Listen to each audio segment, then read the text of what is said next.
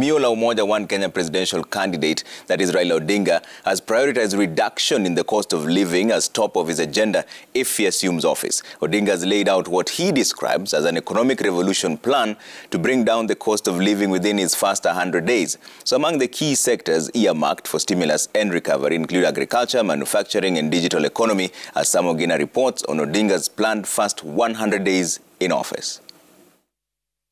The spiraling food prices and the high cost of living will inform the Azimio administration's immediate agenda should they assume office.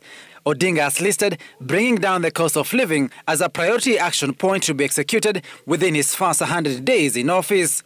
In the Azimio manifesto, Odinga quips, "Our government intends to hit the ground running and implement interventionist policies that reduce the cost of living from day one." As such, the manifesto has outlined a 3-month economic recovery and stimulus plan to boost the economy.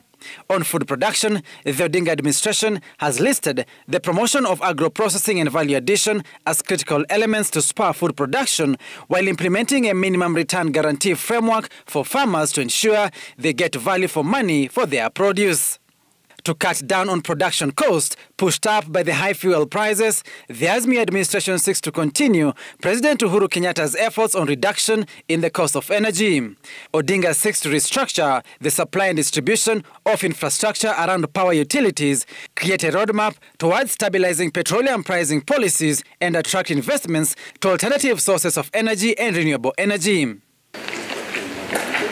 To boost the manufacturing sector to create jobs, the Azimio manifesto has proposed to waive regulatory and other licensing fees to youth-led manufacturing innovations, promote the Buy Kenya, Build Kenya campaign, and give incentives to Kenyans to invest in the manufacturing sector in the country. The Azimio administration seeks to bolster the Jua Kali sector by connecting the industry to the affordable housing scheme. The sector is to supply its items to be used in the affordable housing program. Likewise, under a program dubbed Recognition of Prior Learning, technicians, artisans and craftsmen who have acquired experience through work experience will be granted certificates to make them competitive in the job market. Nonetheless, Odinga is proposing a radical penalty for poachers. In his manifesto to protect the environment and wildlife, the Azimio presidential candidate has proposed a life sentence for poachers, traffickers, and anyone found in possession of ivory.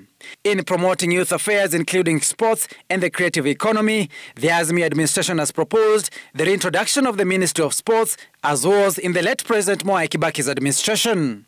Should Odinga ascend to become the country's 5th commander-in-chief, he has his work cut out not only to form government, but ensure his 100-day promises are fulfilled and the cost of living is drastically reduced through various policies he will have to implement. Samogina, Citizen TV, Nairobi.